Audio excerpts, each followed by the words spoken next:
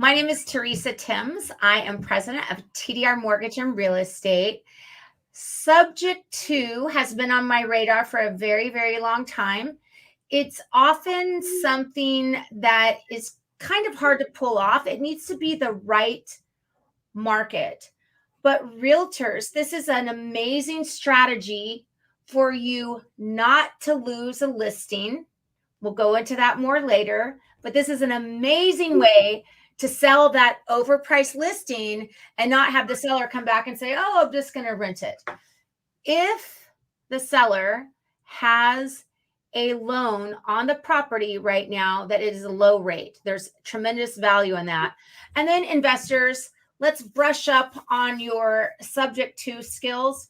We're in the market right now where subject to is a perfect strategy. So this is my guest, Ron Ballard, attorney. And Ron, I'm going to bring in the slides and we'll just do a quick run through. Let's see. Can I do it? Is it in there? Oh, there we go. Look at that. Look at that. All right. Okay, I will just go through each slide. So who is Ron Ballard? Take it away, Ron. All right. Thank you, Teresa. Yes, we do have a little chilly day here in Southern California, especially a mile high here in Lake Arrowhead, which is my backdrop, the view outside my office window. What a life you have. And although now the clouds have come in, so we're overcast. But anyway, they did. UCLA Law School let me out of there, even with a degree in 1983. And I passed the bar right after that. That is for California. And today I'm going to focus on California, though many of the concepts apply in other states, and I'll differentiate some of those as we go. I started on my own in 1985 and with initially serving real estate investors and developers. So I had a special. So that's interesting. In 85, your career trajectory took you to largely working in real estate, specifically with real estate investors. Yeah, I had a very a developer who had been developing in the San Gabriel Valley area since the 1960-ish or so. They had a good 25 years of different type of projects under their belt. And the CEO liked to take the most difficult project available. And he'd give me the problem, and he would give me the trouble property that nobody else wants. Those are the ones you make the most money on, though, right? And I had even worked you may not go this far back and remember when the Raiders had moved to LA and they were talking about putting a stadium in Irwindale. And Irwindale at the 210 and 605 is not much more than a bunch of gravel pits. And we were actually one of the developer promotions ideas, in which was basically partially filling one of the pits and putting the stadium in impossible to use land. That was the degree of creativity, just crazy creativity, that I really cut my teeth with back in 85. Well, okay, that was shortly after 85, probably around 87, 88 kind of time period. And so if you tell me when to go, am I just going to be scrolling or do you? Yeah, I'll tell you next. Okay, tell me next. All right. Yeah. So in the days of the savings and loans, I had some good political connection in the San Gabriel Valley. So I got development. I became local counsel for some very large companies, even as a snot-nosed kid at that time. Multi-billion-dollar financial institution, what is probably California's largest charitable religious type of organization. My work is transactional. It is not litigation. I got out of litigation around 1990 or so. So I do real estate deals that represent small businesses, do the business entities for the real estate investors. and overall asset protection and estate planning. Okay. So my training company, which has been dormant and it's going to resurrect, is Real Estate Strategies Institute. And I will talk about Title Holding Services Corporation as we go through this. So now you can let me see what's next. I for the purpose of getting through it, I feel like my audience is going to enjoy and get more out of more of the beginner and intermediate concepts and not the so far advanced concepts. So I'm going to go to that screen here. Okay. Oh, Yep, that's not it. Hold on. Oh, that's interesting. I didn't know I could do that. For this. Okay, we could do that too. Huh. All right, let me go back to that one and then go to next slide. Okay. Okay. Yeah. And so as I was commenting out, I'll be talking with two hats today. Okay. Towards the end, I'll talk about Title Holding Services Corporation. And then, my introduction is through the law office of Ballard Law, technically the Ballard Law Corporation. Next. Got it. And I get to give the disclaimer. Today is strictly educational. I'm not giving individual legal, accounting, tax, or other professional advice. And me neither. And me neither. I'm not educational purposes. Yeah. So this is general information. To apply it to any special circumstances, you do need to be consulting and retain a qualified professional. And so of course, you could retain me, and there may be clients of mine who will be watching this. And depending on how you work with an attorney, I like to share how I work with clients. Attorneys can advise regarding the letter of the law. What does the law say? And then we give our opinion about it and how we think it applies. Of course, those are never guaranteed. Law is called a practice because there's never perfection. You're always just giving your best evaluation based on analysis and history. And then attorneys are often called deal killers, referred to as deal killers. I do not take a deal killer approach. Okay. I look to be a deal maker. And so I explain the risks and let the client decide. And we will go forward from there as long as it's not illegal, immoral, or unethical.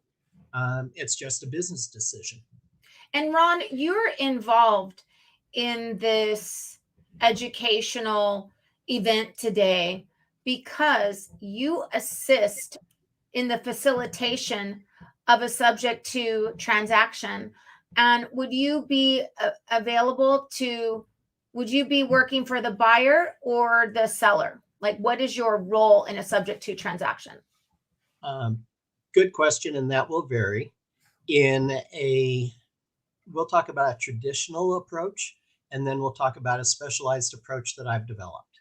Okay. In the traditional approach, and this will make more sense later, in the traditional approach, I am typically representing either the buyer or the seller. It is in the non-traditional approach, I have my trustee service corporation, and I am representing the transaction. I am serving the trustee to provide a balanced, my best perception of a balanced and fair transaction. Okay. In a traditional transaction, I can also be retained to represent the deal and strive to be the scrivener who gives is balanced documentation and advices. I believe I can.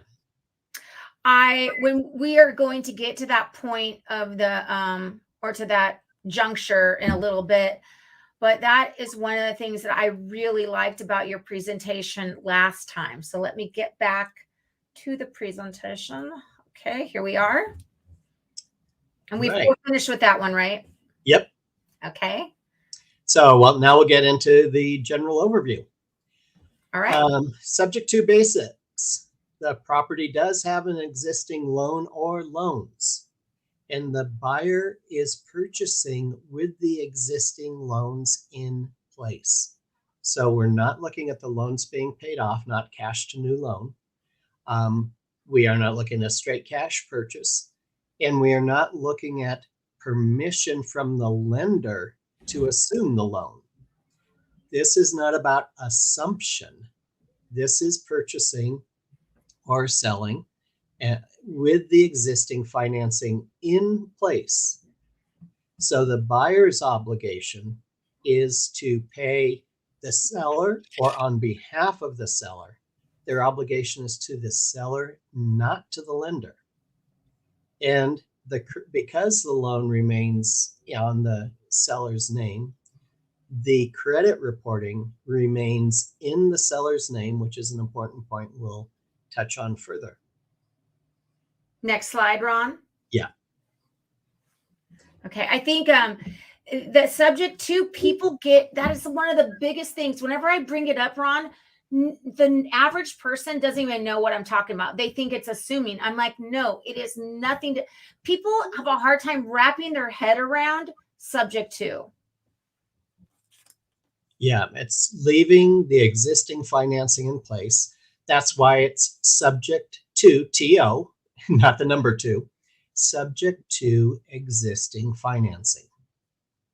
And in most of the time, historically, you see this being taught to real estate investors by other real estate investor trainers. Yes. And sellers aren't taught about this because they're not looking at any kind of training course. So the agent or the investor is the one who's really providing a basic education to the seller. And then there's resources like this and resources I'll be developing, which can be helpful for that. Well, and I'm a problem solver. And as a broker, I want to know like all the strategies to solve problems. If I have a house that I've listed, which, I'm not a listing agent. I specialize in mortgages and I support all activities of realtors. And if I specialized in listing houses, you better believe I would want to know how to solve all of the problems. And this is a great one because what's happening in 10 to 15% of the transactions are sellers are saying, oh, I couldn't sell it for what I wanted to. Okay, I'm just going to rent it out. When if they had a very valuable 2% first on the property, I don't think the average person knows or understands how extremely valuable that is. And I'm happy that you made time to fit this in your schedule for us today.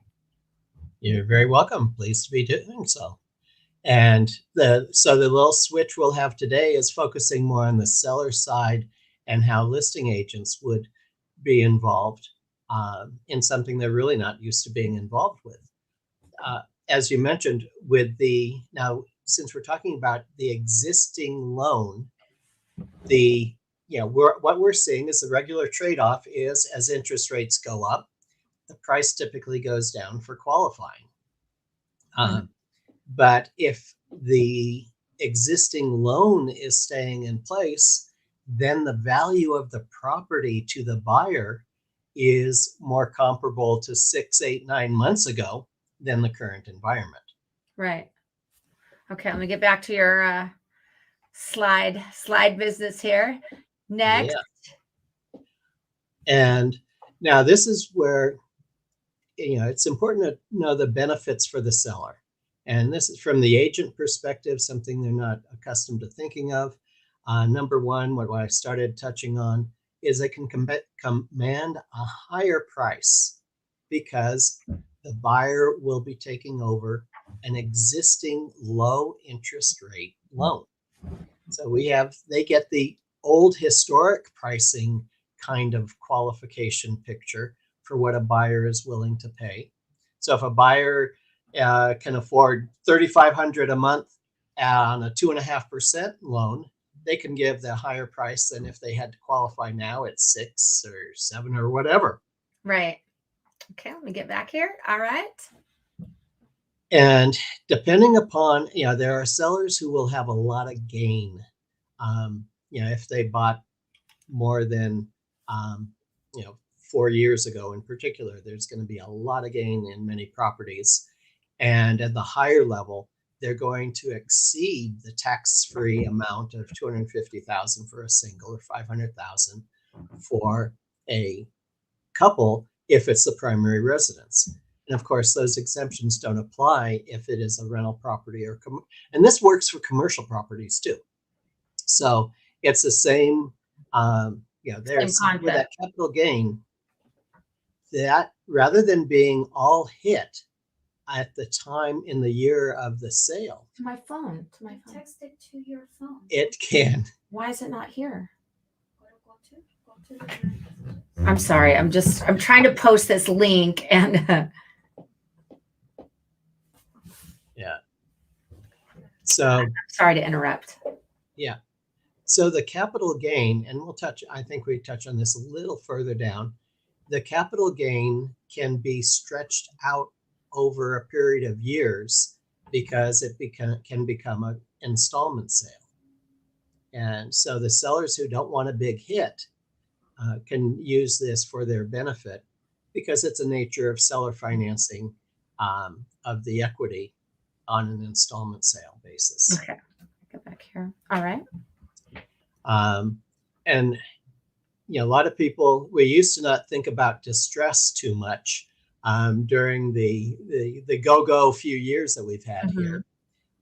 But there are all kinds of distress situations. And so there are sellers who do have a damage payment history. By selling a property subject to the existing financing and having the payment record showing on the ongoing on-time payment record of a new buyer showing on it, it may help improve their credit. So they're getting their credit restored and improved at the behest and benefit by the buyer. Well, typically this if a seller could sell their house for 700,000 through traditional means, chances are they would do that. The only reason somebody wouldn't do that is because they can't sell it for 700 for whatever reason, or they need to sell it very, very quickly. And this is a way to move very, very quickly. And, if an agent brought us the deal, the agent is going to get a commission. Or if you're a consumer or a regular seller out there, you can go straight to an investor. You can come straight to TDR Mortgage. And oftentimes there wouldn't be a commission paid. But for real estate agents that have an active listing, this is a strategy where you can retain your commission. Your buyer, your seller can still sell. In some cases, not always. In some cases, they can sell for more than what the property is worth simply because of the value of that existing lien. Absolutely.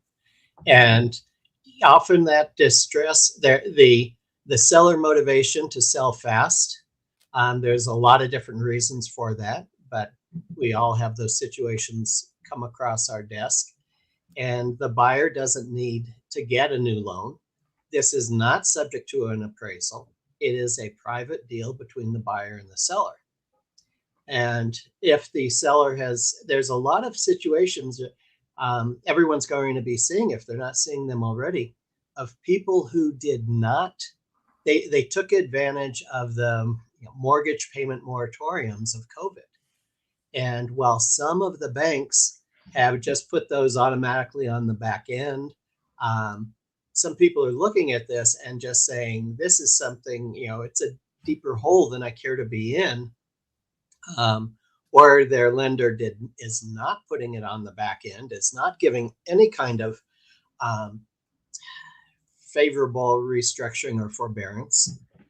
And so in those cases, you're dealing with your buyer who very often may be, like you were talking about, the investor buyers are going to be the most flexible in doing this.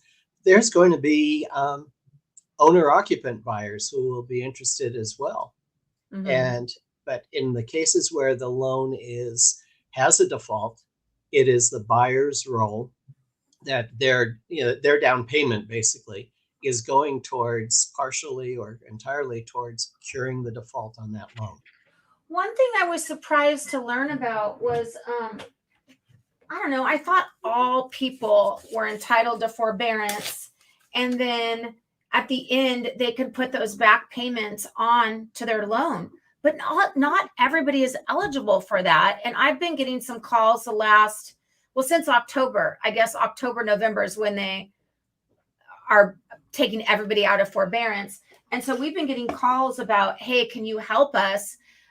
Because we don't have $50,000 or $100,000 to pay back. So what are we going to do? And, we have lates, our credit's messed up, or there's a lot of people that really didn't get back to work or couldn't go back to work because the jobs, especially in the service industry or that lower rung pay, entry-level hospitality industry, they never really all the way got back on their feet. So I still think that we're going to see, hopefully people have enough equity that they can solve their problem now, get cash in their pocket, maybe do the subject to thing, get their credit in order. I think that's a very powerful benefit that I didn't even think of as getting their credit in order. Thanks, Ron. Yeah, there's all right, and let's look at the next slide here. Okay. Did I go to the next slide? No. Okay.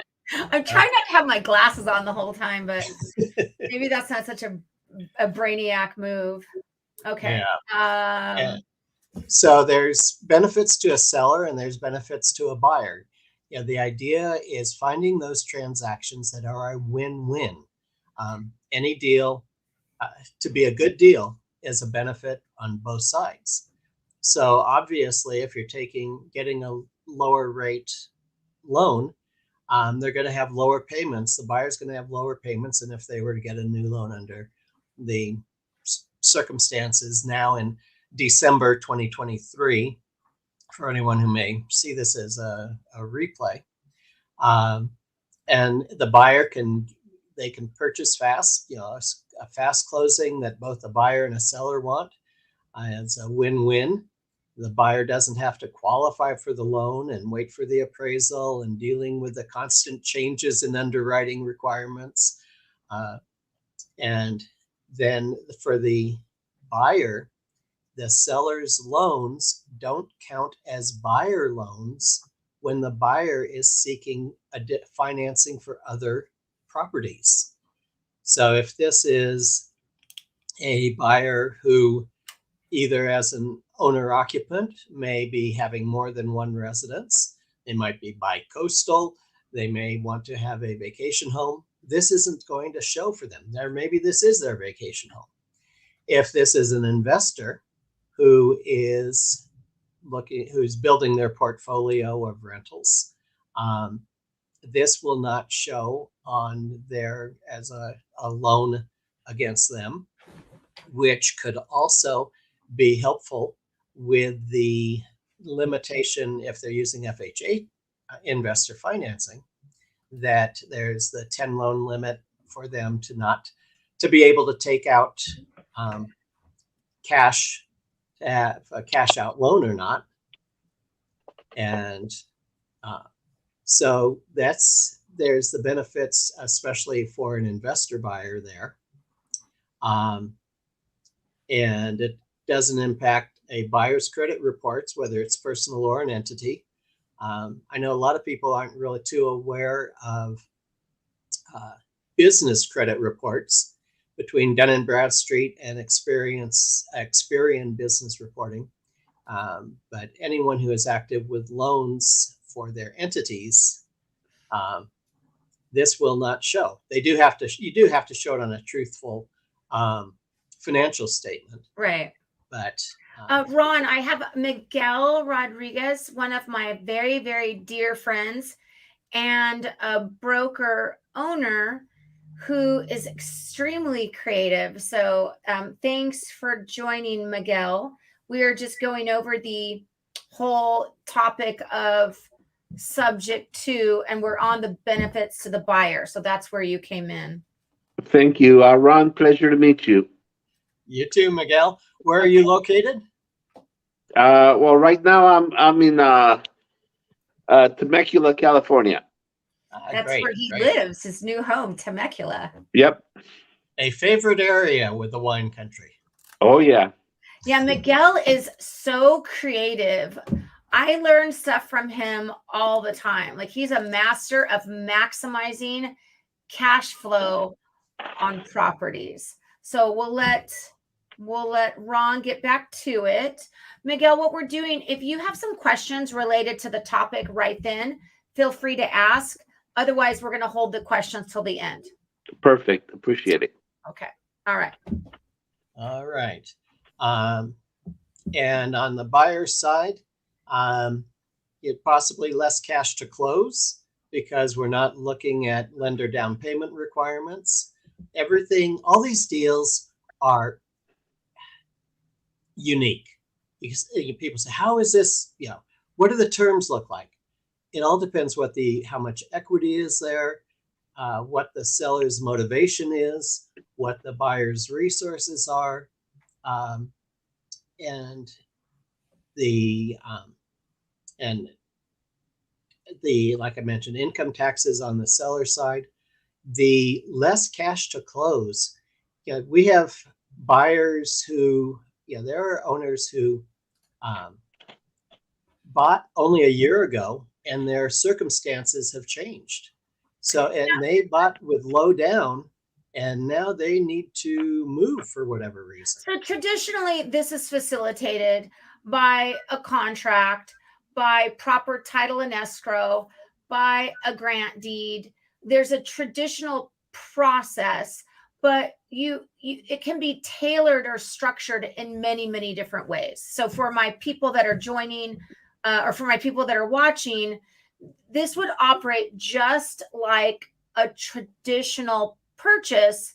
It's just the buyer is not qualifying for the loan. The buyer is taking that loan over. Okay, we'll go back to the slides.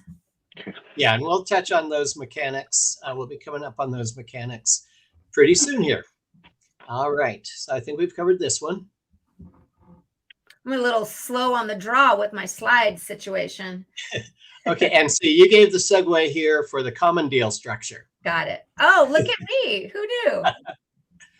And the now the most common approach in California is, as you were leading into, an ordinary grant deed and what is called an AITD, an all-inclusive trust deed, or a wraparound deed of trust.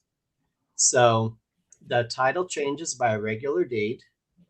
The seller is usually going to receive the cash down payment towards equity. And I was mentioning those cases of people who bought in the last year or so, who might not have much. They had equity when they bought. They bought with low down, minimum down, and now they may be, barely break even or maybe enough to pay the cost. Yeah, and maybe if they, by the time, if they sold it for 670, let's say it's worth 600 or 620 at the most, but they didn't want to list it at that because they thought it was worth more. And so the agent's like, okay, I'm going to list it, but it should really be listed for X. And then it sits there. And then they do a price reduction to 650 and it still doesn't sell because it needed to be priced at 625. But this is a way for an investor to come in and say, you know what, maybe I'll give you 650 or 675. And then, you have the realtor commission, but you don't have as much cost as if you were to go the traditional route.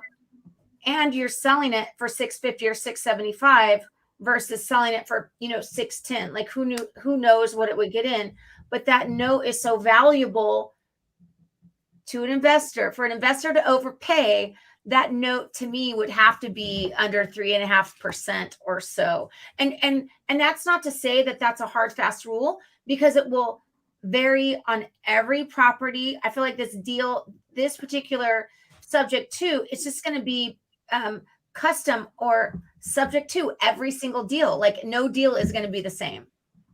Yeah. And if you're looking, value is really what's the perception of the buyer. and the buyer's circumstances. Mhm. If the buyer is purchasing with current traditional financing at a higher, at a 6+ rate or whatever, that property is worth less than if they are taking it subject to an existing loan at a high 2 or mid 3, especially if it is a investor buyer who's going to hold it they're going to do it as a holding property to rent it out. Then they have a sensible cash flow position versus current interest rates. Right. Yeah.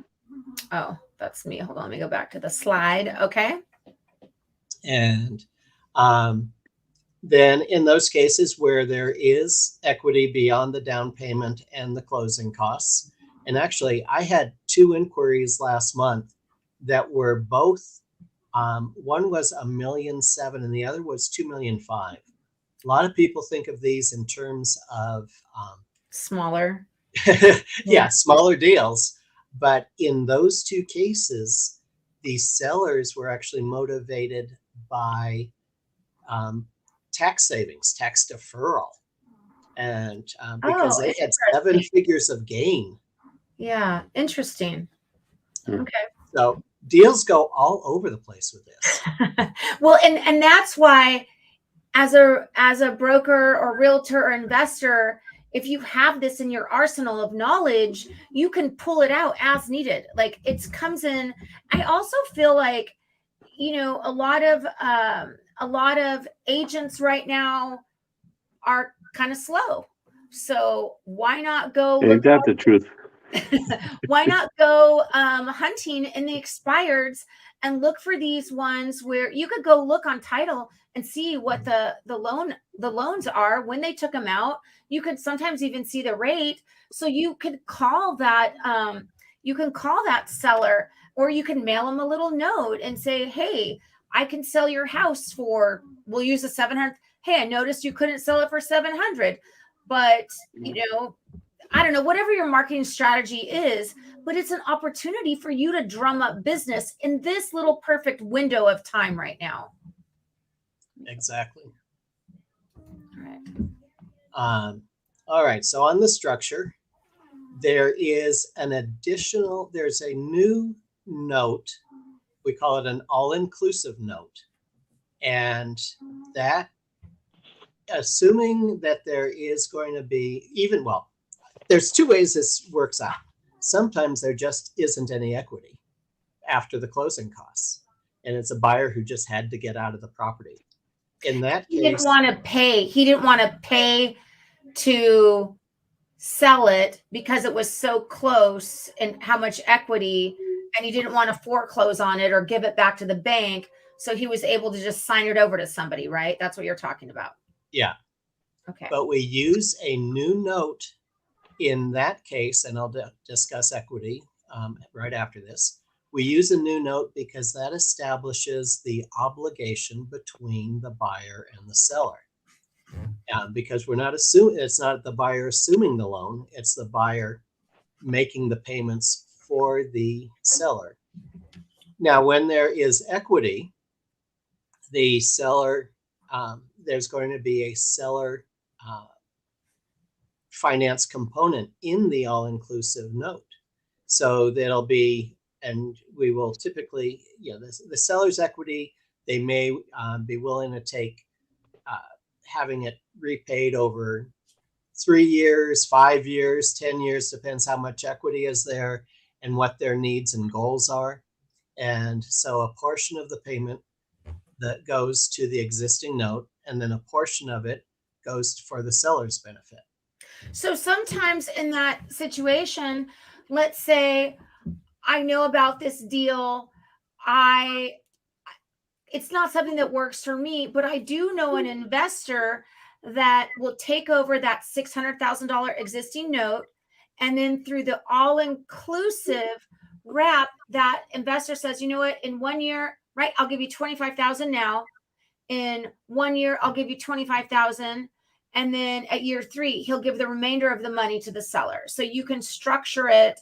I never thought about like structuring it, like give the money to the seller later. I'm always thinking, if I was the seller, I would want the money right away, but it just all depends. Here you've got this investor that's willing to pay way more than, maybe that note is at 4% or something, so it's not as valuable. Okay, so Yeah, that would also work for capital gains possibly, where the buyer is now receiving portions, so they don't have to pay as much money. Yeah, the seller is going to be taxed based on the portion of their gain they receive each year.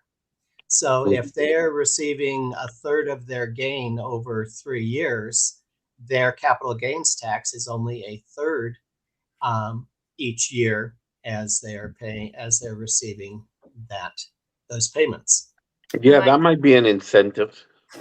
yeah, and knowing all of the incentives when you're proposing it to the seller is going to open his eyes. And I think like education is the best. You never want somebody to go into something they don't understand. So if you lay all of the facts on the table and explain it in such a way that they're educated in what they're doing and they're comfortable with it, I just think that's a win-win for people, buyer and seller. Yeah, I think so too. Okay. And these are situations of active negotiation. In the traditional real estate agent mode, we're used to seeing the offer and the counter offer, and then maybe a counter and all that. And in these, you really need an active negotiation discussion. What is the seller's goals? What are their needs? How is that going to work out? What are the buyer's resources? What's the buyer's goal? And so it's not as suited to the traditional approach of offer, counter offer, and all that. An active negotiation really works better. Now, don't you think too, Ron, it's going to be a situation where the investor, let's say Miguel he's an experienced broker, but he's also a real estate investor. And I'm representing, I don't know, Sally Fern or whatever. And I'm getting ready to lose the listing because I can't sell it. It's overpriced. And I represent that seller. And through the California, like it's a listed property. So if somebody brings me a buyer, if Miguel comes to me and he's his own buyer, the listing agent is really just going to represent the seller.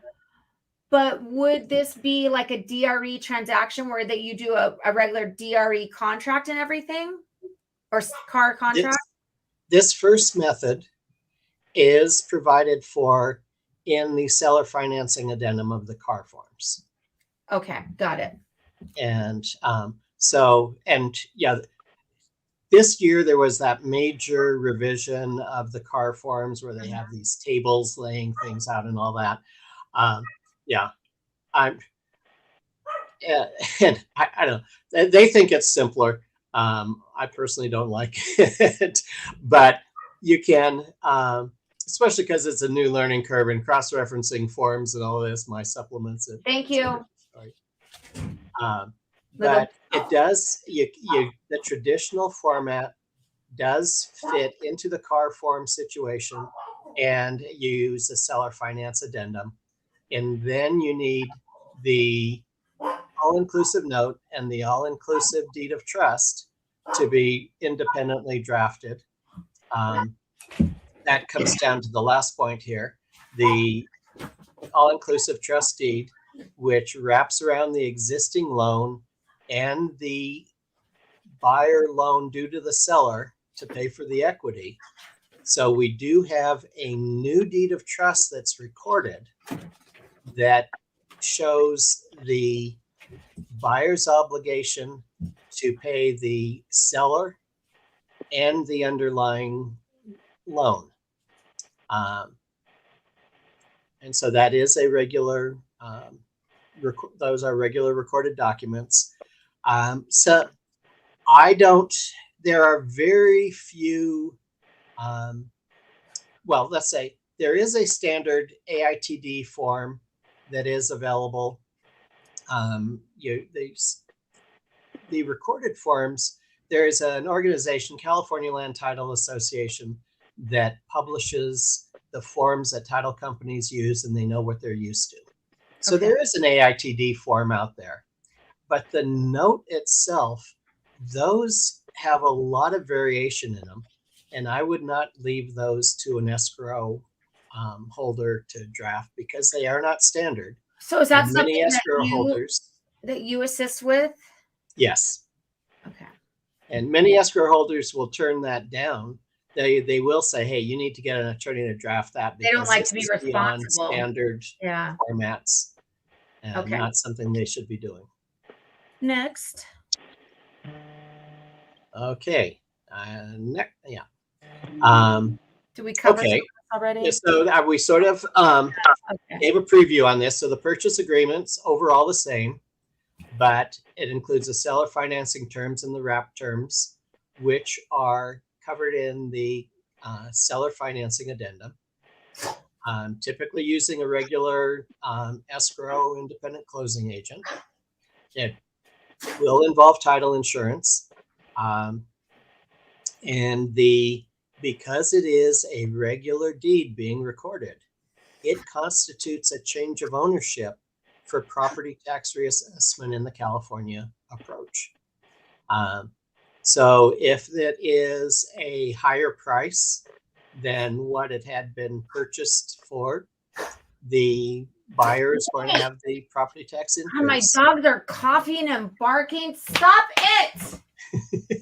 I don't hear them. You don't hear them? Oh, I my don't God. hear them either. Okay, Ron, I thought that the deed is not recorded. There are some approaches that try to do that, and that is not safe for anyone. But doesn't if you record the deed, doesn't the lien holder get notified? We'll cover that a little bit okay. more down the road. Okay. All right. So I'll go to the next Yeah, one. the due on sale clause can be an issue. Let's go back a step. And so there is the regular documentary transfer tax, but the difference is that is based on the value of the equity being sold, not the total price. If you're doing a cash purchase or a cash to new loan, documentary transfer tax is based on the entire value. When purchasing either subject to existing financing or in those rare cases when someone actually tries to assume a loan and it's permitted, it is only the equity that is subject to documentary transfer tax. So there's a little bit of savings that might be available here on that. Interesting. Okay. Now, when it's prudent, people will say often just look at the loan statement and say, okay, I'm going to take it subject to this loan. But because some of the loan statements will not represent a forbearance amount, or if maybe this goes back to a time when there was a note modification, it is always prudent to request a payoff statement. Yeah, I would think that you wouldn't be able to. Yeah, on one of my houses, I have the modification was done, and I've got like 80,000 set aside by the lender. So yeah, even though my statement shows I only owe so much, I have another 80,000 that are on the side. So yeah, to protect the buyer, that would be important. Yeah, and some people have been concerned about doing that, thinking the lender may get concerned and think about accelerating the note. But between all the network of investors and agents and loan brokers and everyone, we have never seen just requesting a payoff statement and then having the subsequent transfer, be the trigger to look at an acceleration of the loan. And so Yeah, and in most cases, the buyer still stays on, right, on the new recorded deed. So technically, he still owns the property or a portion thereof. Not under the standard California method. We do use their That's a deeds. full purchase. Okay. There are some approaches used in other states, in particular, a contract for deed, or they call it a bond for deed, but that is still a recorded document, or a land contract. All those, I don't like them in California in particular, because their remedies are extremely unclear. I don't like them in particular. So in California, I would stick with the deed with a wraparound. So And then I'm going to cover my specialized deed. So let's see, Teresa, where are we on the slides? And then What happened? where are we on the slides? Oh, I'm multitasking. I saw, Jocelyn, can you go on Facebook and answer the stuff? Let's see.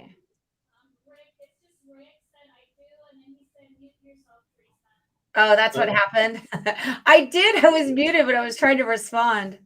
Okay, looks a lot like a normal cell. Next, we do that. Yeah. Next one. Yeah. Yeah, next. we cover. Yeah. So some of the aspects of off-market properties for sale by owner or listed. So traditionally, subject to deals have resulted from investor marketing directly for off-market deals. So the seller wasn't even necessarily actively in a selling mode, often distressed and not taking action. I know those of us who've been around the block a lot, we know that too often there is denial by sellers in distress, and they just they got in trouble because they ignored bad situations, and then it got even worse. So they were not ready. They weren't even thinking about selling. They were just in denial. Denial. There's a joke there. I just can't think of how it starts. Not just a river in Egypt. Yeah. So your expected growth sector, that just discusses what we had talked about earlier. Where's the thing at? Earlier, where there's so much opportunity for agents, investors to get into the MLS and look at these expireds where there's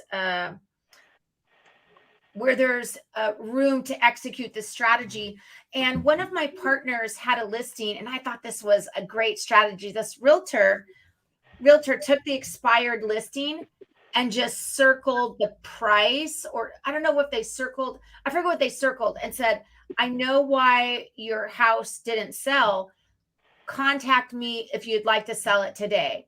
And that was just such it was just really simple. They just had their phone number. They didn't have their business card in there, but it was very compelling. I know why your house didn't sell. And I thought, you could do this while you're in the MLS. You could do this and, print out that MLS, put that, okay, and then go, mail them all at the end of the day or end of the week, or use it to go door knock, go in a certain area, a farm, and look at all the houses that didn't sell in the last 6 months and see if they have a good first. And, maybe they still want to sell, or maybe they're in a situation where they have to sell now. Yeah. And then how would you farm? Let's say if you didn't use the expired method, because for me, that is a way that I want to use it. I want to go share this knowledge with real estate agents and let them know about this strategy, and then possibly me be that investor. I want to own more investment properties, but gosh, I mean, it's so hard to qualify and the rates are so high. If I can get a few properties under my belt the next year, I'll be, sitting pretty. So what are other ways to seek out these deals, Ron? There's some of the distress aspects that get very creative. involve, this will work in terms of probates, divorces, Divorces. Okay. and the and then you've got, as you see defaults come up, notices of default, the traditional kinds of signs of distress. There are limitations now in terms of the lists that used to be available, where you could get 30 or 60-day lates. Yeah. Those really, my understanding, they're pretty not available anymore, because that was really giving confidential financial information and violating privacy rules. Yeah. Yeah, I could see why you would limit that. But what great information. Oh boy, You're is that the truth? if you're looking for Yeah. deals. Okay. Yeah, and then there are searching in terms of those low equity recent purchases. What was purchased 12 to 24 months ago with a minimum down kind of loan. Mm-hmm. And those people may be saying, wait a minute, I'm virtually upside down now. And what we found in the research in short sale days back in the 2008 through 2012 kind of time period of the heyday of short sales is the biggest indicator of people who basically walked away from their properties was being upside down. And those situations when you had this works as an alternative to a short sale, because the low interest rate loan has a lower cash outflow than it would a payment on a new loan. So a property could even conceivably be break even or upside down, but still be worth it to an investor because of the low loan to have enough to pay towards a commission and the closing costs. The low interest rate, you mean? Yeah. I've been on some Reddit chains where these people are talking about how, they rushed into, given the market in 21 and, early 22, they rushed into a decision thinking they should buy a house. And now they realize they don't want to buy a house because it's so expensive, blah, blah, blah. And so I'm always on there going like, oh, well, I know a solution. If you'd like to get rid of that house today and possibly even get your down payment back, message me or whatever. So I've been on those. Yeah. I don't know if you could get somehow on those chains where people are complaining or buyers are complaining. But anyway, okay, next. Yeah, there's a lot of creativity out there. My investor clients don't share a lot about their secret sauce, and it really doesn't matter to me. I get it when the deal comes in. that secret how they got it. Okay. Seller's risk to mitigate. Yeah. This is the important part, because the investor kind of training doesn't really look at, what are the seller's risk and how do we protect against them? If the listener is a listing agent, their duty is to the seller, and they've got to look at how to protect the seller. And so the listing agent needs to learn these points. Here, I'm going to make the points bigger and we can kind of talk in the background. So yeah. And going back towards the short sale days, one of the points errant points I often heard from real estate agents is, well, what about my duty to the bank? There is no duty to a lender. A lender is an adversary to the seller.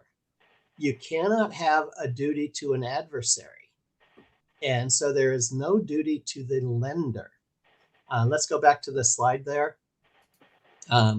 So the listing agent who thinks, oh, I've got to take care of the lender here somehow, that's not a duty. That's contrary to your duty to the seller. We do have to make sure that there is sufficient cash in the deal for the closing costs, including commission, and the seller, if they need their moving costs, some new living arrangements, and income taxes if applicable. So the seller needs an income tax analysis from a strong tax preparer who understands these situations. If they're low equity and they're an owner occupant, it's not going to be an issue because they have the 250,000 tax free for a single, 500,000 for a couple if they have resided for 2 years. If it's less than 2 years and they have there's a handful of valid excuses that they can get a prorated amount on that. It is very important to qualify the buyer. They are not subject to all the formal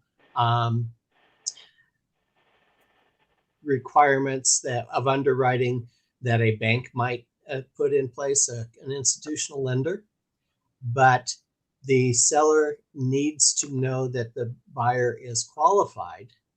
And this is where the assistance of a mortgage broker can come in handy.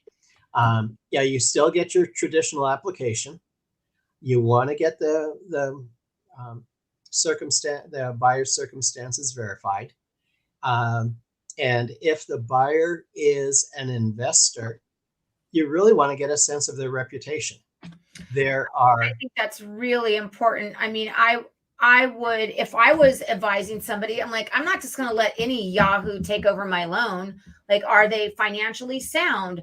What do they do? Almost kind of like a loan application, right? I want to know that this person, actually, that probably wouldn't be a bad idea to have the buyer do a loan application and submit, some bank statements and his credit report to the seller to say, look, this is who I am. This is what I'm about. I'm going to take care of you. I'm going to take care of this house. I'm going to make sure that this is all in order and that you don't have to worry about it. Do sometimes well, I guess it's all a negotiation, but as a seller, I would want to know that eventually the buyer is going to take me off of the loan, or how do you broach that a lot of times?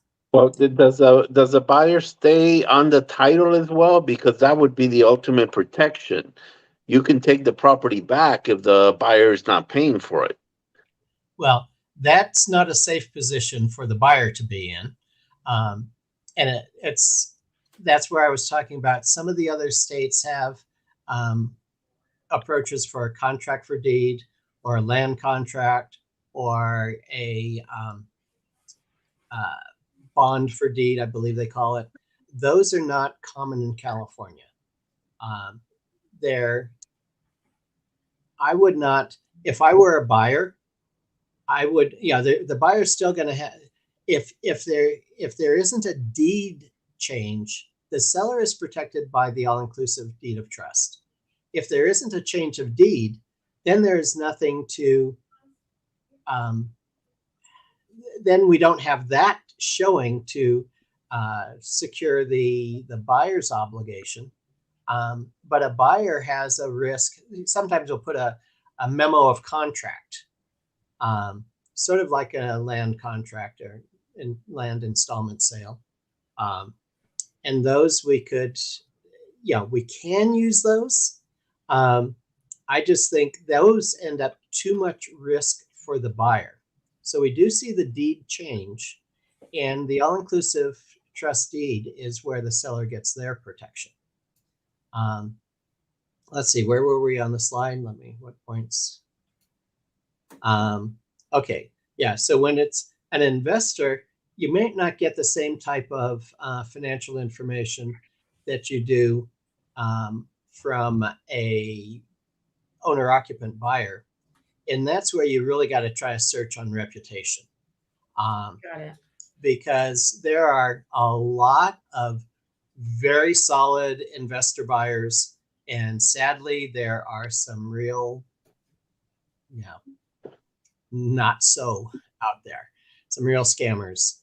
And so anything that can be done for reputation. What is the seller's recourse if it turns out to be a deadbeat investor? We'll come up to that. It's going to be foreclosure. Okay, go back. Okay. But let's see. Go back one more. I think we had one more point there. Oh, yeah, and this is where you asked about getting the payoff. So the there's two aspects. One, we talked about paying off the seller equity, and maybe they'll stretch it out for 3 years or 5 years, depending upon what the seller's position is. But then that loan remains on their record. And how long are they willing to leave that loan outstanding? And so that needs to be set forth in the contract. If they think they're going to be back in the market within 2 years or 3 years, there should be the provision that they can give the buyer a particular amount of notice that the loan has to be refinanced, has to be paid off. Okay. So that really lies in the negotiation. And I think that, if I were overpaying for a property significantly, I would want to make sure that I have that loan in place for a minimum of maybe 5-10 years. I think it just really all depends on the situation, and it's so fluid, right? That's what you're talking about. Everything is just a negotiation. Exactly. Okay. All right. Okay. Yeah. So to protect the seller's equity, the AITD, the wraparound mortgage, is a lower priority than any existing loans that it secures. And so they have to be, if there's a senior loan and it is not paid, that could wipe out the seller's lien and their control of the property. And now there are excess funds in a foreclosure. If there are excess funds, they go to the junior lien holders before the property owner, and then the seller might get something if there's a competitive auction. We've seen in the over the years, starting, let's say 2008 with a crash, versus even as about 2015. So in 2008, 9, 10, 12, we were seeing foreclosure auctions with significant distressed sale pricing. They could be 20% or 30% under market. When we got around, maybe 2015 or so, we started seeing those drop to just like 5%, 10%. And then, and after that, we were seeing foreclosure auctions being practically full price. It was absurd. You never should pay anything more than 90% at the most, because of the costs that are going to be related to the foreclosure afterwards. In the paperwork that the seller signs, is this disclosed? I mean, I would want full transparency to the seller that, this is something that could happen. But I guess if I'm the actual buyer, I could say, look, if I was a loser investor, this could happen, but I'm all in this property. I invest in this area. I'm an experienced property manager. This is going to cash flow. I love this loan. You don't have to worry about that from me. But on the, flip side, the seller would need to know that this is a possibility. Yeah. And I'm going to say, very candidly, that's the challenging part in a listed situation, because it really ends up falling on the listing agent to be advising the seller. Jay Blanco, one of our viewers right now from LinkedIn. Hi, Jay. He says, wouldn't it be wise to pre-qual the investor with Miguel and TDR? And I think that would be something that, we could offer. So if we had a realtor, had a listing agent, and we were involved in the deal, 100%, we could do some vetting for the seller. And I think any investor worth anything is going to be okay with being vetted for some kind of an opportunity. You know, if somebody wanted to see my financials, my credentials, my credit report, you know, my experience, my and go vet me on social too. Right now we vet people on social. I wouldn't have a problem with that at all. So Jay, I think that's a absolutely. In the same way that a mortgage broker is going to pre-qualify a buyer that on the internal pre-qual. You're not going to be running it through the we're not going to run it through Fannie Freddie and get it automated. Yeah. Now, Jay, what about short-term buyers, the Airbnb investor? So I kind of think I don't really understand the question. Do you guys? Well, yeah, because you have long-term holding landlords, and then you have the short-term rental landlords. Oh, I see. Yeah, these are for rentals. Okay, so the strategy of the short-term Airbnb person, not the person that's going to own the property for a short time. Okay, got it. Yeah. For the short-term rental owner, and that's a non-routine kind of evaluation probably in terms of most mortgage brokers, because you do want to see, do they have existing properties, and get their operating statements for those existing properties. Yeah, and you want to know that they're a good operator. You want to know what their host ratings are like. Yeah. And do they have a good host rating? Things like that. Operating statements and host rating, I think, would be important. That's a good strategy, though. I didn't think of that one. Thanks, Jay. Yeah, and they also have skin in the game. So the buyer's coming up with some money, so it's not like they're inclined to lose all that, because they would if they were not to pay the property. So that's a little security for the seller as well, that they do have some skin in the game. Well, and they might have very little skin in the game in the case of taking over a property that was bought with minimum down 18 months ago. So it varies with every deal. Mm-hmm.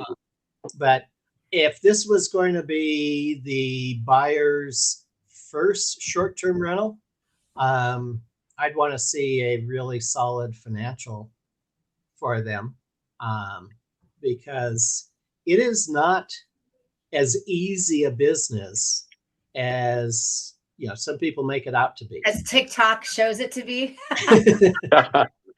Oh yeah. Yeah. Okay. I do not know how to get rid of this question on the screen. So I just click. Oh, there it goes. Okay, I got rid of it. Thank you. All right. And Jay, let's see, what was our where were we at? Advertised time on this? An hour and a half or what?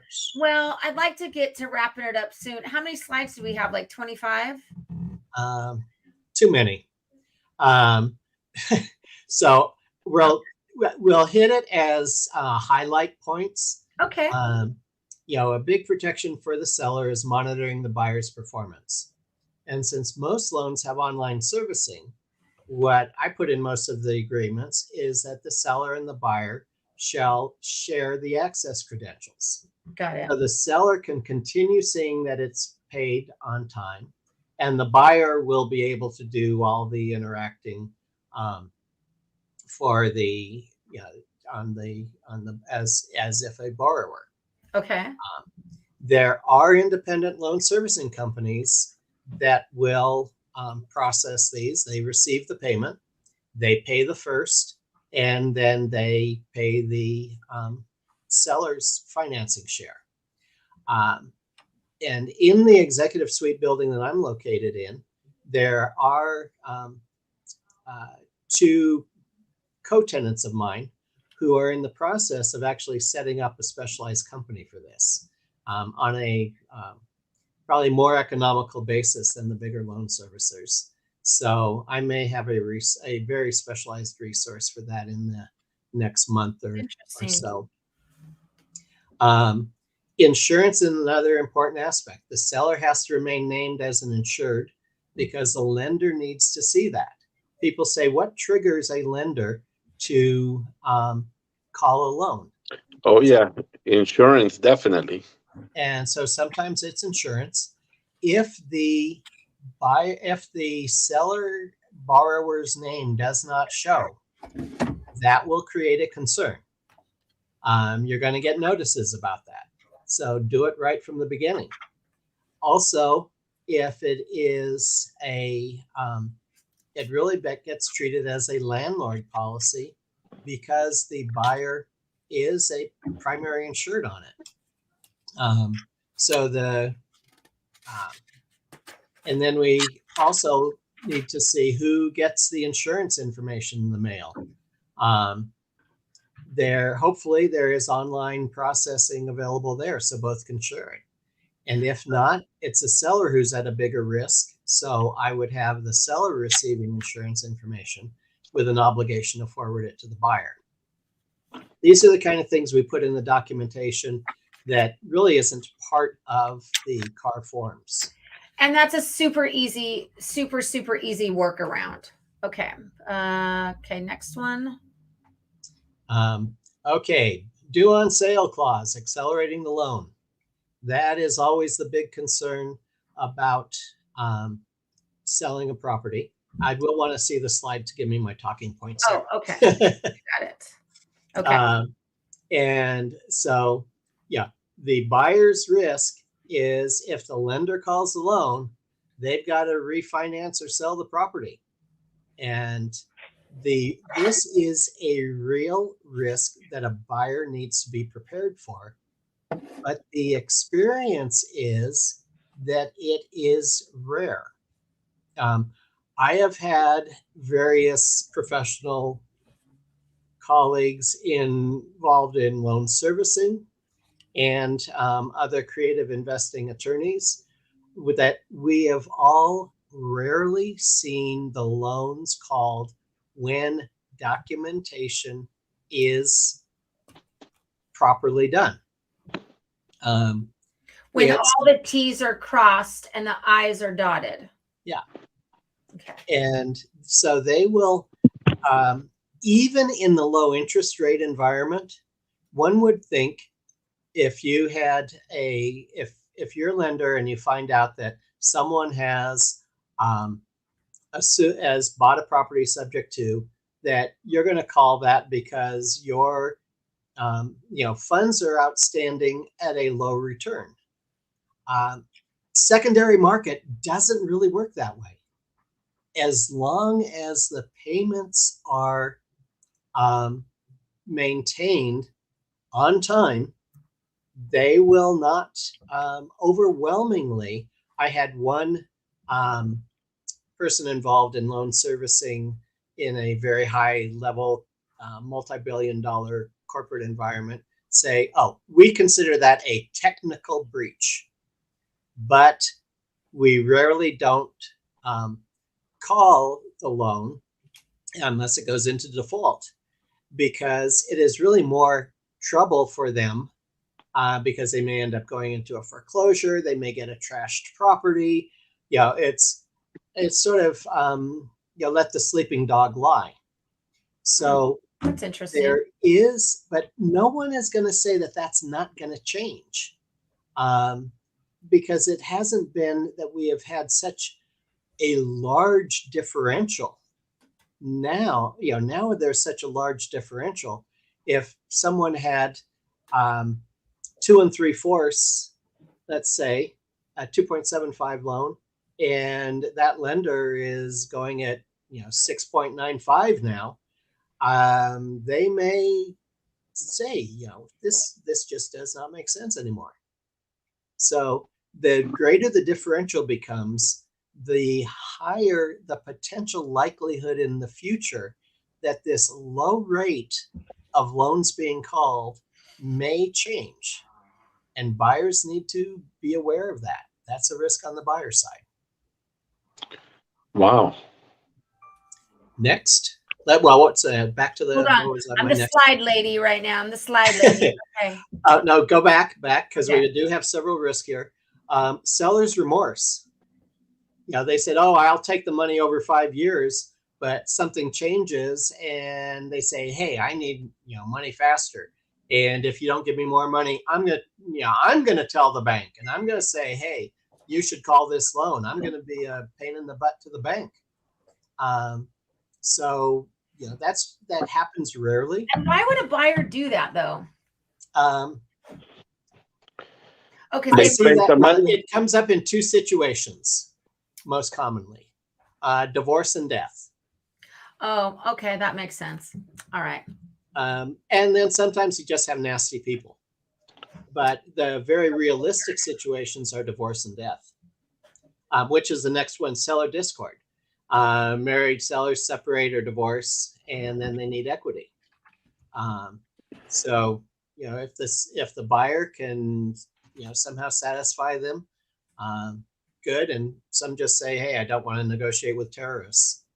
Okay. And so then seller death. And what was the last one before that? Let's go. Tenant default. Oh, yeah. If it is as a tenant property, the tenant's defaulting, they're going through BK, they're just really, excuse the French, screwing over the landlord. That landlord may get a cash flow crunch. And so, as the buyer, you have the regular issues of any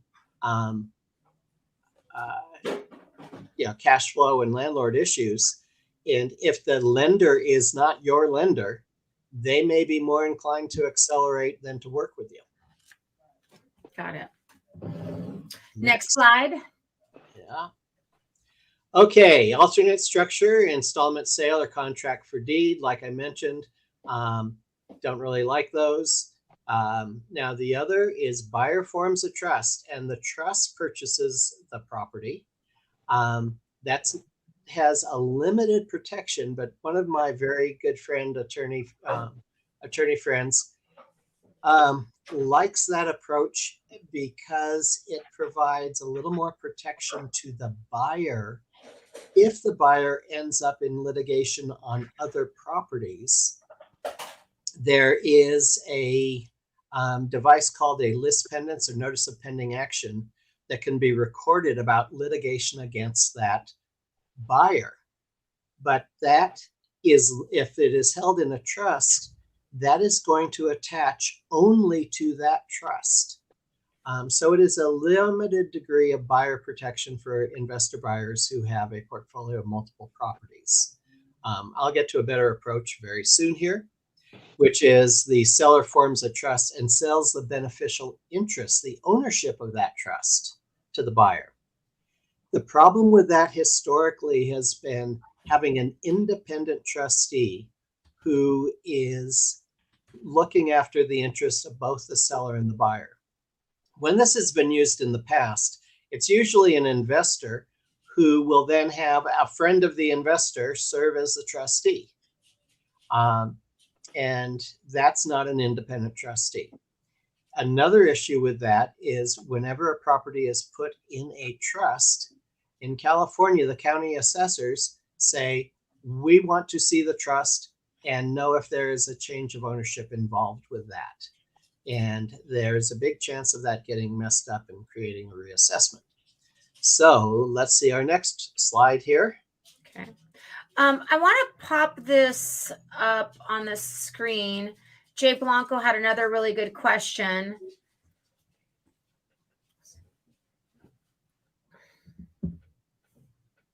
I personally, I think either way you go, would whatever your business model is, because the fact is you don't typically have to deal with that on a regular basis anyway. So that would be my, whatever's your way of doing business would be my input. Yeah, there's a comfort in business level. The short-term rentals now, there are challenging environments with short-term rentals. I have a client who has one in Oahu, and a year and a half, 2 years ago, see, Oahu had actually had a law prohibiting short-term rentals, and they didn't enforce it. And then about 2 years ago, they said, we are now going to enforce it. And the only short-term rentals that technically were available in Oahu after that law were ones in which the owner resided in the property and were partially renting out a partial portion, a true bed and breakfast in with the host as the resident. Yeah, absolutely rarely done. Now, this was only Oahu County at the time. And there's been a lot of litigation. There's been a lot of political upheaval.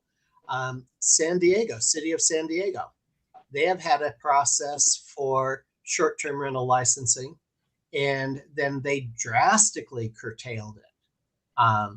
And there was no grandfathering in. Newport Beach, they made some significant changes and went to a lottery system. So there's limited, so there's a lot of, and in San Bernardino County, where I'm located, the short-term rental permit is not transferable with the property. The buyer has to reapply. And so I think what you're saying is maybe it depends on where you're located, or it's really like a case. Short answer, yeah, because we do have to keep this moving. Okay. Right here.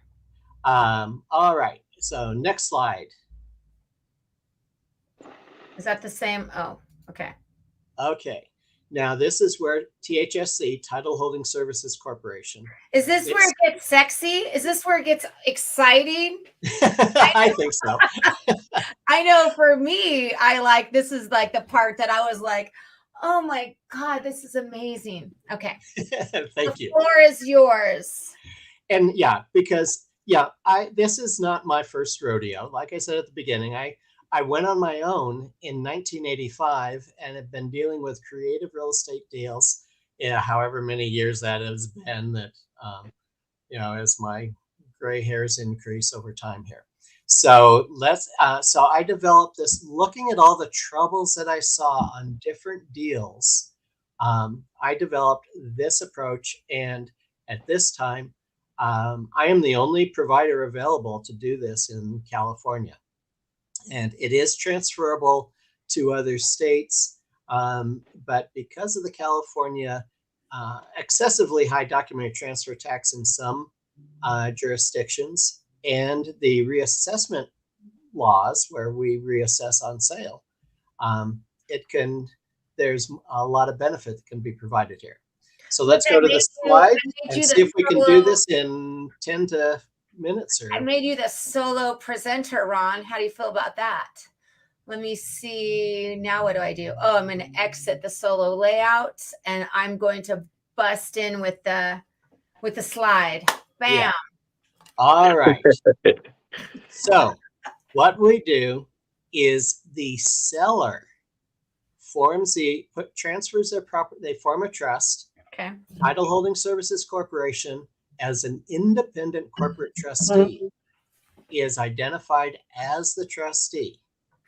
So a lot of people are maybe familiar with their estate planning trust, where, it might change. It might go, instead of Teresa Timms as owner of the property, it becomes Teresa Timms as trustee of the Timms Revocable Trust.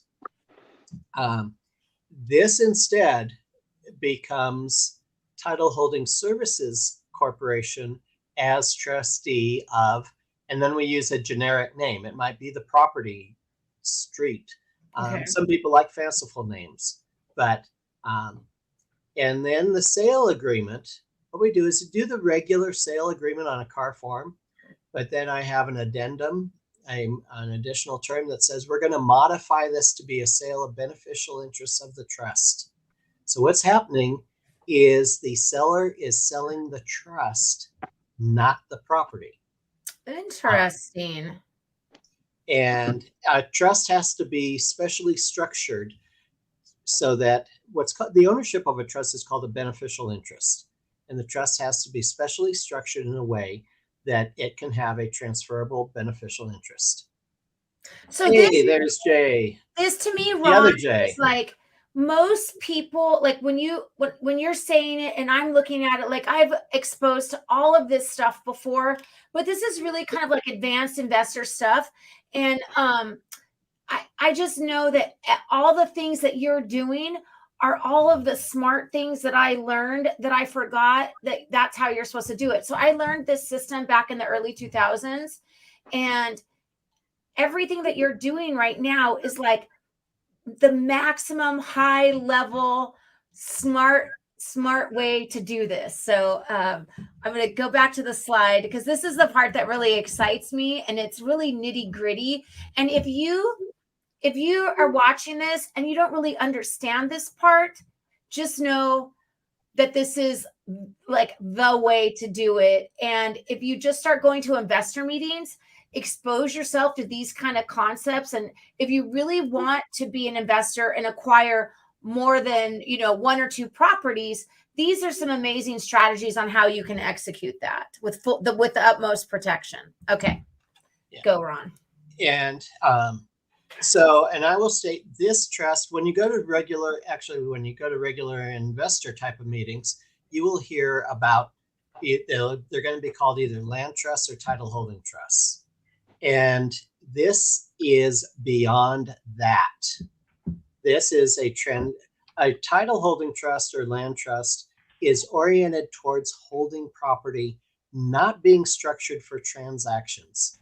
I created this initially in 2010, and it gets modified at least annually and sometimes 2 and 3 times a year based on different circumstances that come up in transactions to keep improving it. And because it is not a traditional sale, most escrow offices are not very competent in them. And so we do the transfer. The closing is through my law office.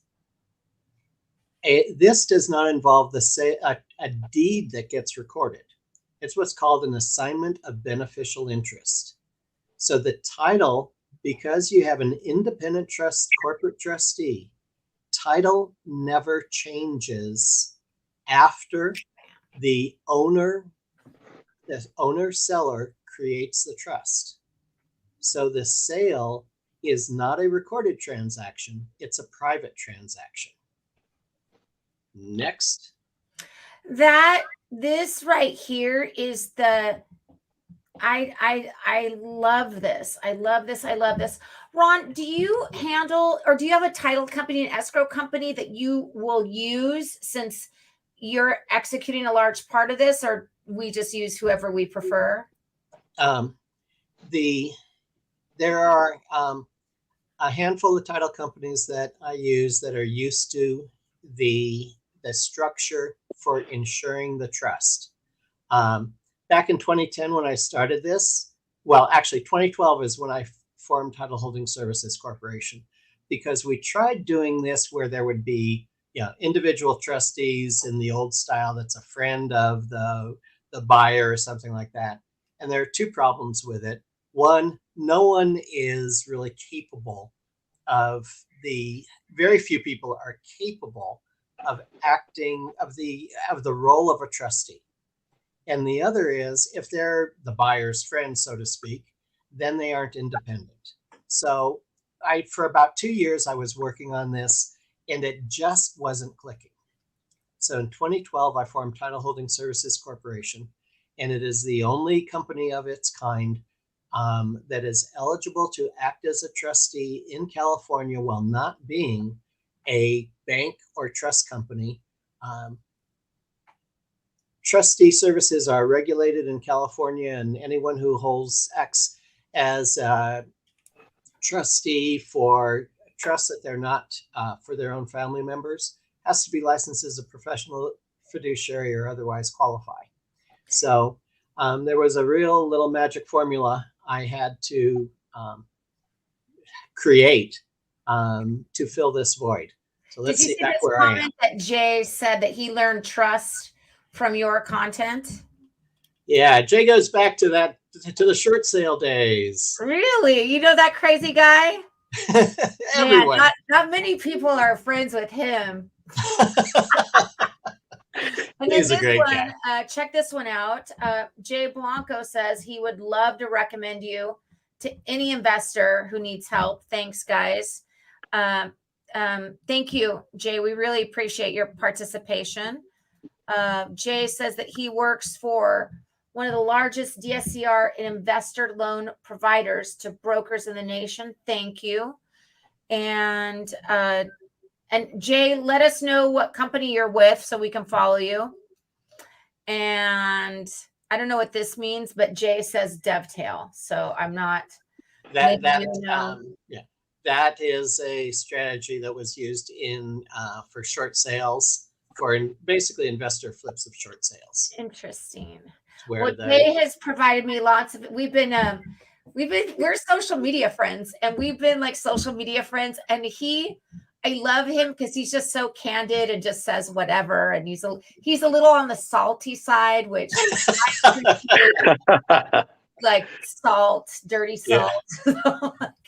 Okay. Yeah, but salt adds flavor to everything. Yeah, that's right. I like me some salt. Okay. Go to the next one. Specialized features. Okay. So the transaction is confidential. And these are all done under confidentiality agreements. The trust says everything's confidential. Any disputes go under arbitration. And I think I covered this a little more down below. Whenever there is a dispute between a buyer and a seller, it typically ends up in filed litigation, and it has a notice of pending action or lis pendens recorded against it. Okay. That in and of itself devalues the property. Anytime that any buyers know there is a dispute here, there are problems, that's going to lower the price. It's called a distress sale discount. And so by keeping everything confidential and by using only arbitration, we eliminate the distress sale discount and protect the privacy of the transaction between the parties. I like it. Now, title in Title Holding Service, in a trust with Title Holding Services Corporation, shields the buyer's identity. So if you're an investor with a large portfolio, even if it's in an LLC, you're looking at 10, 12, 15, 20 properties or more, 200 that may have the same entity on title everywhere across the state. And if there, litigation is a sport. It's like the state sport of California. Yeah, it is. You're so right about that. Oh my gosh. You could sue There are anybody. attorneys out there that want to take any small issue and magnify it into something gigantic. And if they know you hold multiple, and especially multiple properties, you're wearing a gigantic target on your back. Mm-hmm. And so each trust has a different name, and it has an independent trustee. So nobody knows how any of all the trusts that Title Holding Services Corporation holds, there is no public record to indicate who the underlying owner is. I like it. So this provides what I call creditor deflection. It is what's called a revocable grantor trust. So it does not provide a direct shield, but it makes the target on your back much smaller if you're a multi-property investor. Now, the agreement also provides that even though this is not a recorded deed, there are some concepts and arguments in California law that a transfer of beneficial interest is not to be reported to the county like a change of ownership, but is to be reported to the State Board of Equalization, who then reports it to the county and then may create a change of ownership. So the agreement provides that the buyer is responsible for reporting that and for reporting consideration of documentary transfer tax.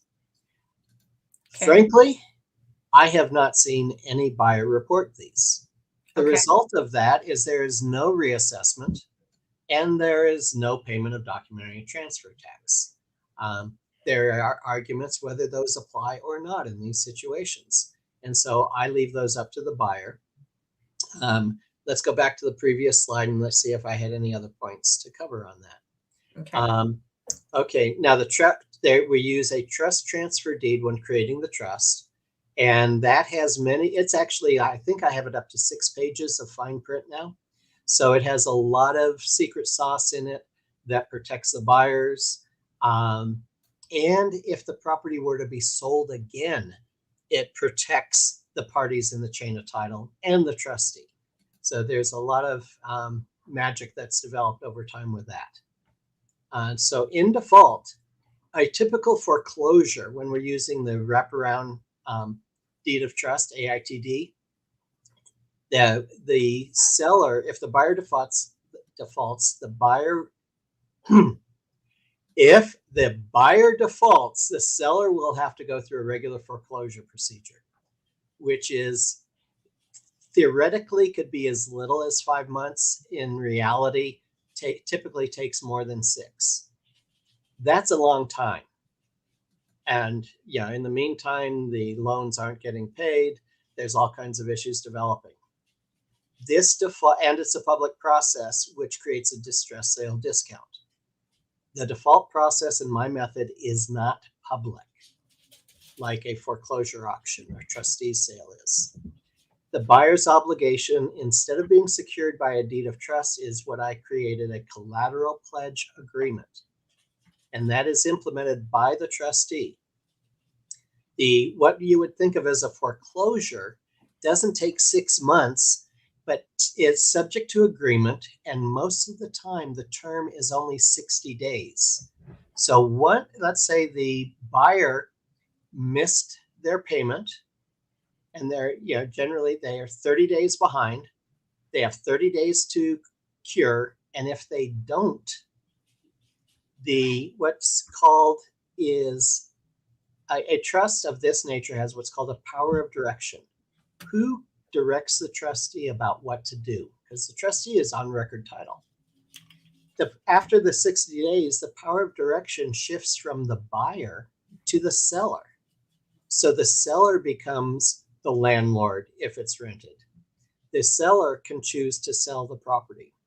So this is a protection. This is a protection designed for the seller, right? This is a massive protection for the seller.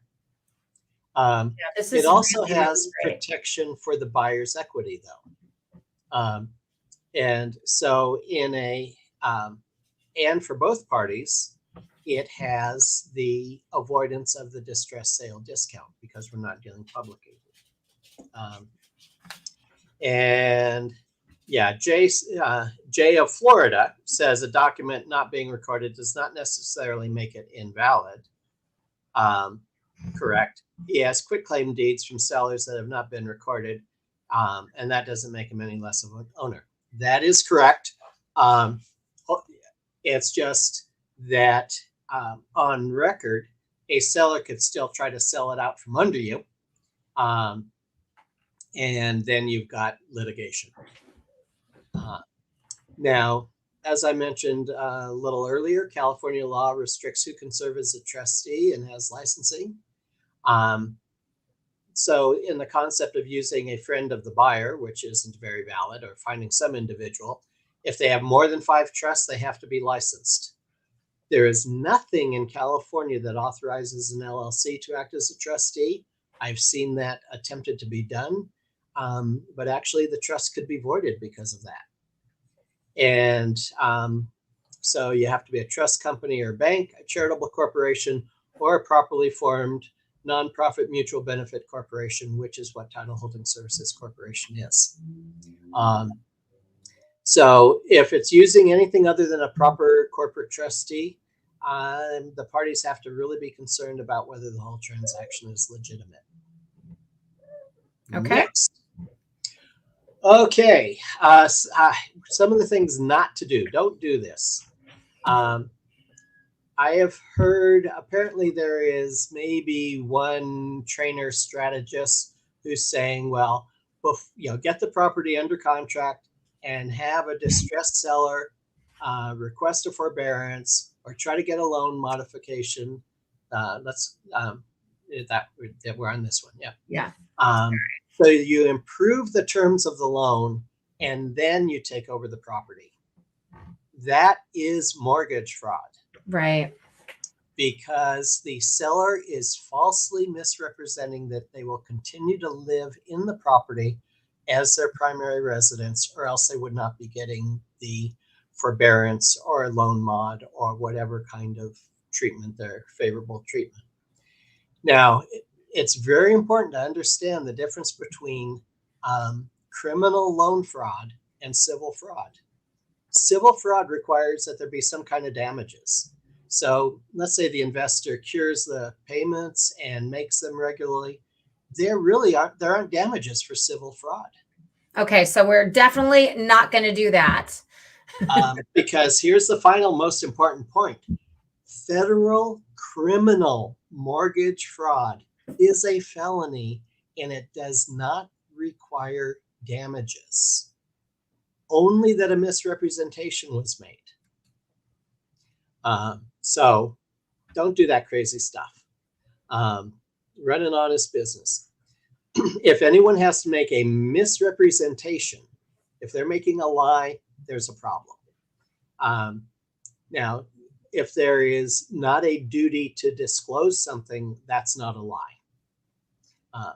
So in the traditional all-inclusive trust deed wraparound method, California property taxes most frequently increase because the price is usually higher than what the property was purchased for.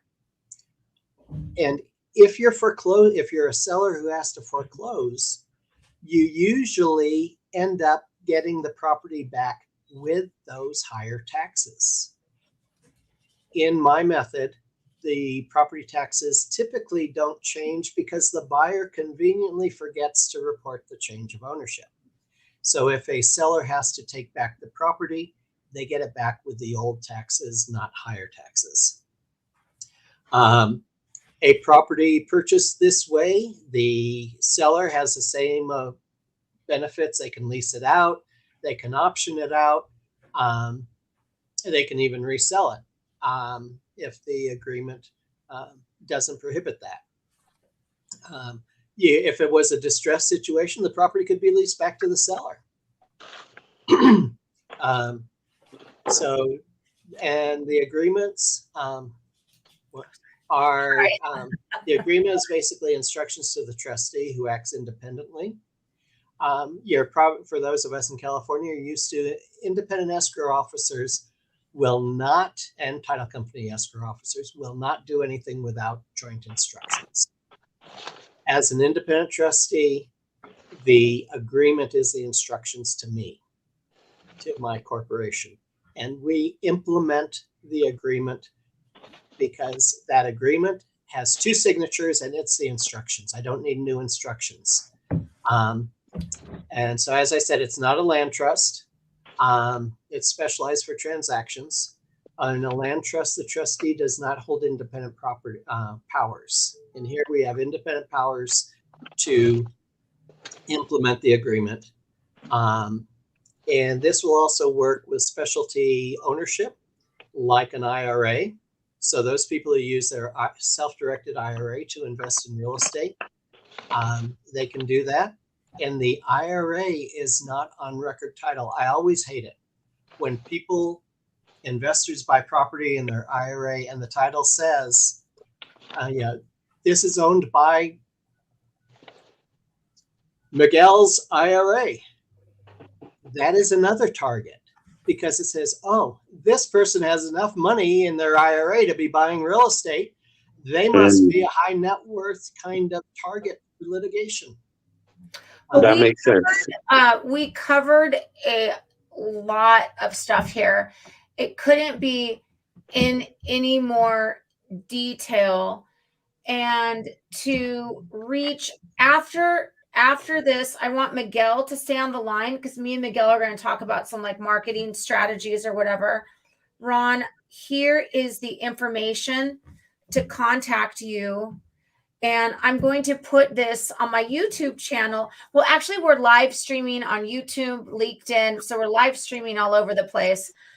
So I'll have your information so that people can contact you when they want to execute the strategy. And I'm making a personal commitment that in the next 60 days, I want to do 10 of these deals and keep half of them for myself and half of them for some of my other friend investors. And I would be using you on all of them. So what is it right now? 12/7.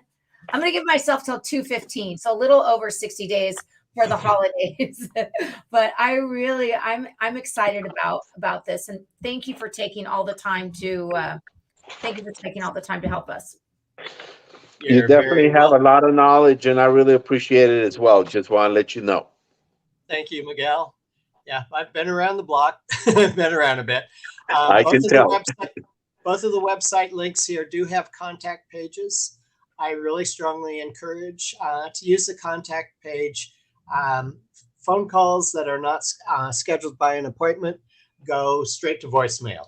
So we can have any kind of preliminary conversation about any possible deals and everything else through email, and then schedule a live conversation for anyone who's interested about this in the future. Ron, are you looking for other real estate attorney work? Or are you specifically looking in this genre, in this niche right now? I do both. Okay.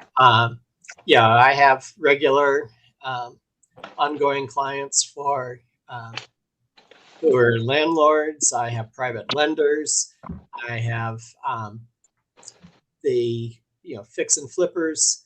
I do private joint venture approaches on fix and flip. I do all kinds of private equity structuring, all kinds of things. Okay, awesome.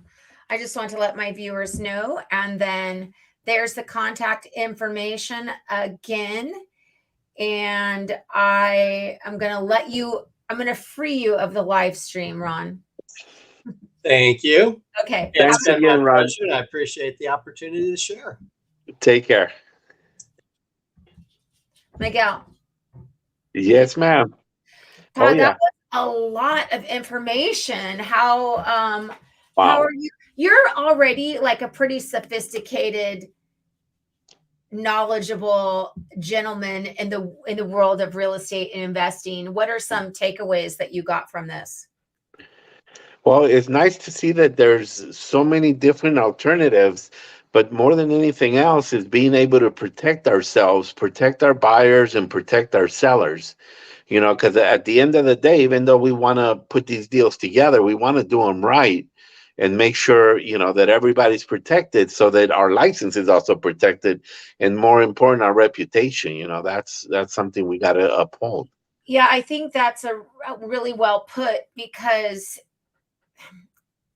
most people would be averse to this kind of situation because we all, speaking for myself, you and all of the real estate professionals I know, they all look to help put their client in a better position, right? They want to be, of course, yeah, we're all business people, we all have to pay our bills, but we're also, acting in the best interest of the client. So I think most people don't care for this strategy because they think that they'd be doing something wildly inappropriate for their seller.